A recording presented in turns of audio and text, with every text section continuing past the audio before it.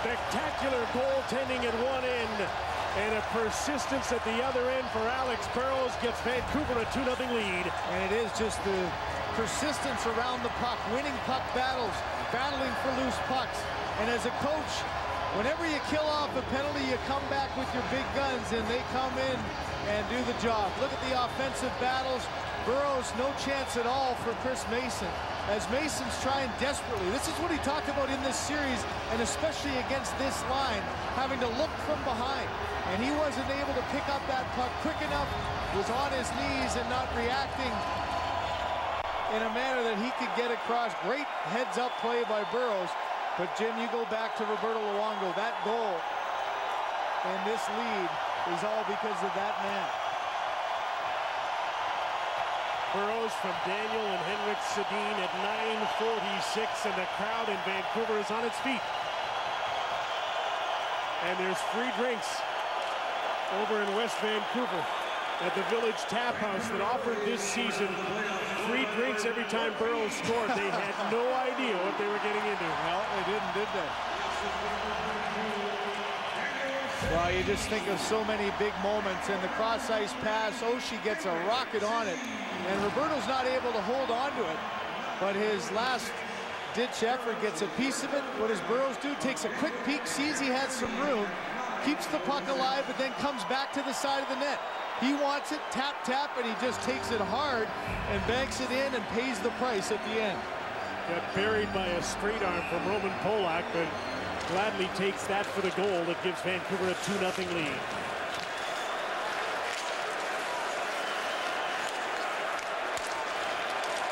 Alex Steen, here's B.J. Crombeen, looks around, takes the shot, missed the net.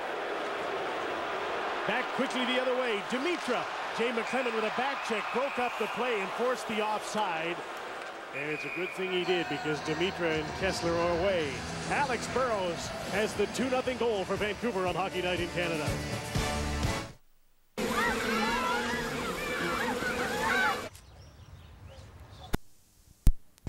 Giving him the line, does an excellent job of standing him up and creating the offside. Great read defensively by the veteran blue line.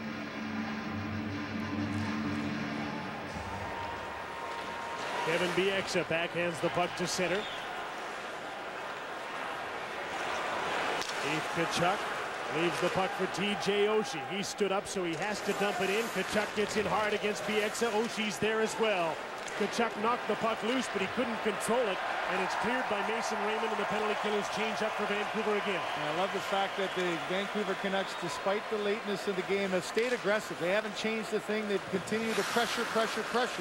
And as you can see, it's given the St. Louis Blues, under the pressure of trying to get back into the game, a hard time to make plays. T.J. Oshie ran into his own man, Perron at the blue line. Jeff Wojciechowski, valuable time, ticks away in this penalty, and the Blues can't get in. The puck's knocked out of the air. Backus comes up with it. Down low, McDonald's in front, another pass for him. Roberto Luongo couldn't stop him this time because he missed the puck to the front of the net. Loose puck, stopped by Luongo as Backus had a chance, and the rebound is cleared by Oland. Quickly out to center, the penalty killers changing. Andy McDonald pursued by Mason Raymond. Alex Steen out of his own zone. Penalty's almost over. McDonald gains the attacking line. He's slowed up so that Edler can clear the puck, and the goaltender's leaving for the extra attacker. Mitchell's back on. Blues have pulled their goaltender, trailing 2-0. Here's Andy McDonald again. David Perron, and the play is stopped. You couldn't hear the whistle, but it's offside. And with 1:55 left, the two-goal deficit, Andy Murray pulls his goalie, and now we'll be faced with a face-off outside. Andy McDonald skates over to the bench. He'll be shaking his head all the way back to St. Louis tomorrow at the opportunities he's had in the first two games of this series, denied by Posts and Luongo.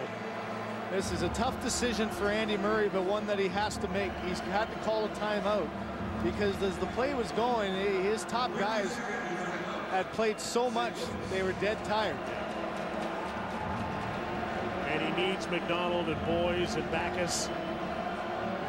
So he gives them a break with 1:55 to go. And right now it's not just making up a play, Jim, for one goal. It's making up a play and then having a backup if you actually get it. You got to go out and make two. There's a lot to be proud of for this St. Louis Blues franchise, coming back and going from 15th in the West to make it to 6th. And I'm sure they had thoughts, Jim, that this Cinderella story that has been such a great run over the last 2 months of the season would turn out a little better in these first 2 games here in Vancouver. The real missed opportunity came in game 1 when they went 1 for 7 on the power play. And the early 5-on-3 where they had a chance to get right back into the game. Backes, Boys, McDonald, Steen, and a false start, and the play is stopped. Well, that's a tough break for the Blues, too. You win the draw, you get everything you want. And the clock, for some reason, didn't go. St. Louis has been a much better face-off team tonight. Backes has been better. Keith Tkachuk alone on that one shift when he win 3 in a row. This time Henrik Sedin gets it, and Mitchell gets the puck out through the neutral zone, so the goaltender has to stay in for now. Backes to McDonald as he gets to center. Chris Mason heads for the bench. Boys tips the puck in. Mitchell raced to it. Up the boards. Burrows made sure he got it out. Just got it out. Didn't worry about shooting for the open net. McDonald tips the puck back in, and 6 attackers go after it. Luongo pushed the puck to Salo. Up the boards to Kessler. Into the middle of the ice. Henrik Sedin with an open net. Seals the deal.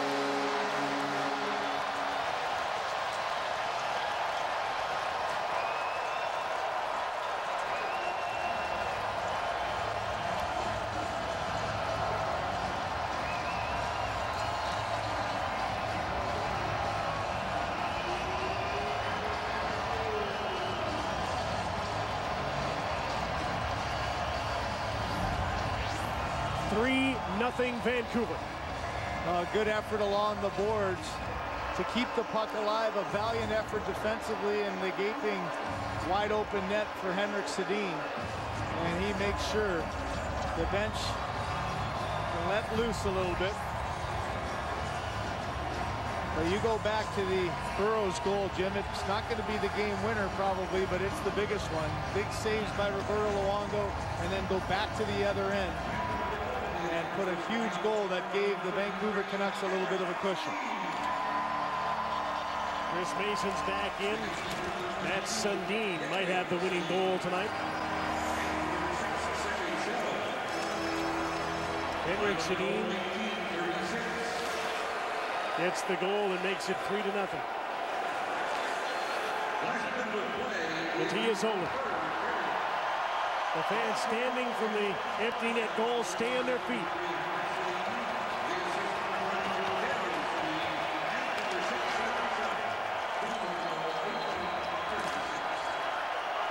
David Perron for St. Louis takes the shot. Luongo steers another one aside. Barrett Jackman from center sees he's got some room. Dumps the puck in. Jay McClement will go after it. Matthias Ohlund is back. Flip the puck in the air to center.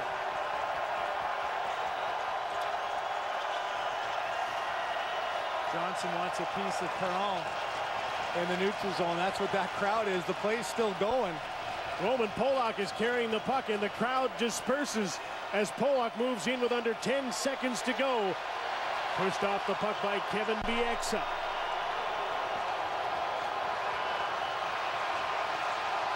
B.J. Crombeen goes after Kevin Bieksa, and there'll be a big pileup as the horn sounds. Vancouver's won the game.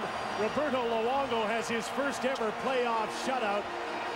And Jim, I fault Chris Rooney and Brad Watson for this one. I mean, you had the pileup while the play was going on. Clearly, guys were going after each other. Blow the whistle, ended there before this all starts, and the game's over. Now they let it boil on and continue to play, and here you got everybody dropping the gloves in a potential for not just an injury, but a suspension.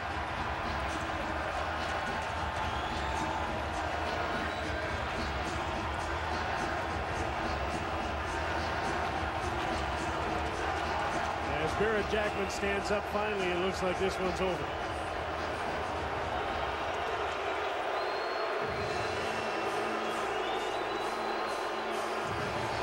That was Steve Bernier in the bottom of the pile that Barrett Jackman was on top of. Rick Rippon talking to Jackman. Kevin Bieksa still chirping at B.J. Crombeen.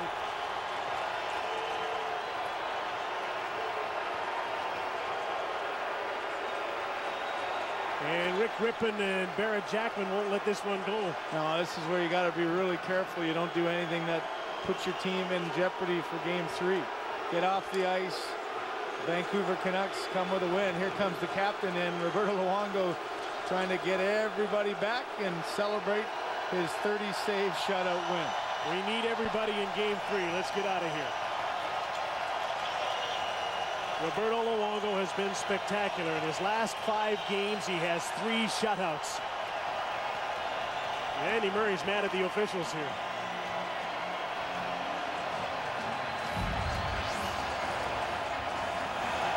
An emotional start to this one with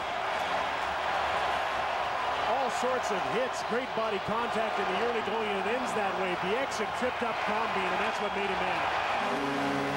He wasn't the guy in the initial battle. That was Johnson and Perron. And Andy Murray just wanting to make sure he gets some sort of explanation. And Jim, I'm sure he hopes that he doesn't have anything that lingers on to Game 3. For Roberto Luongo, a 30-shot shutout. A tough road now for Andy Murray and the Blues. The Canucks have 5 chances to win 2 games. The Blues go home, but they must win 4 of 5. I don't know if Andy's yelling at a player. I know Burroughs was involved in being there. Or use your head, he said twice to the Vancouver bench.